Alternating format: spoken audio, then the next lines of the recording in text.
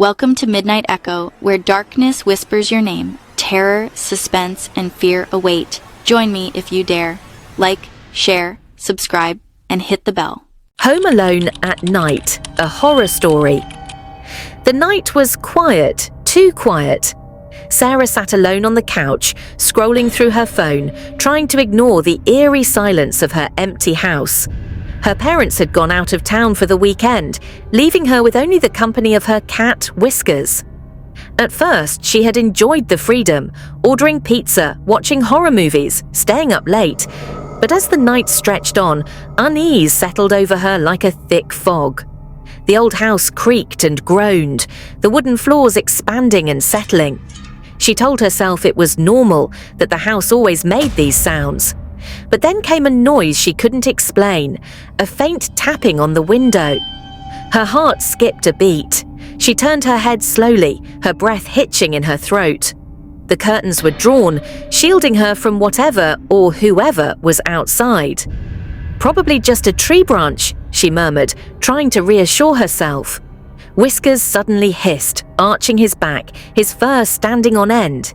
He stared intently at the window. Sarah swallowed hard. The cat had always been calm. What had spooked him? Then came another sound, this one closer. Footsteps on the front porch. A cold shiver ran down her spine. She reached for her phone, her fingers trembling as she unlocked it. Who could be at her house at this hour? She checked the security camera app, but the screen remained black. "No signal," she whispered. She hesitated, then slowly rose from the couch, creeping toward the window.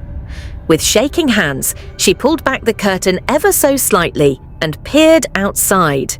The porch was empty. The streetlights cast long shadows across the yard, making everything look distorted and unnatural. Her phone buzzed in her hand, a text message. The number was unknown. "Why did you look outside?" Sarah's stomach dropped. Her fingers went numb, and the phone nearly slipped from her grip. She staggered back, her breath coming in short gasps. The phone buzzed again. "I see you!" Terror gripped her chest like an iron claw. Her mind raced. Was this some kind of sick prank? Someone from school messing with her? No one knew she was alone. She had told no one.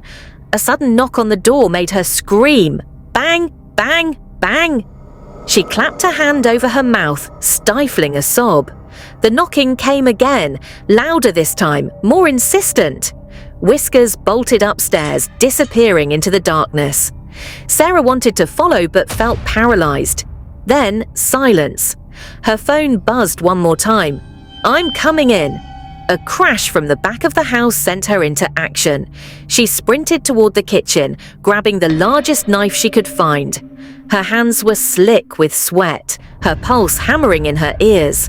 She could hear slow, deliberate footsteps moving through the house. The air grew heavy, the atmosphere suffocating. She backed against the counter, gripping the knife tightly, waiting. A shadow moved in the hallway. "Who's there?" she choked out, her voice barely above a whisper. No answer.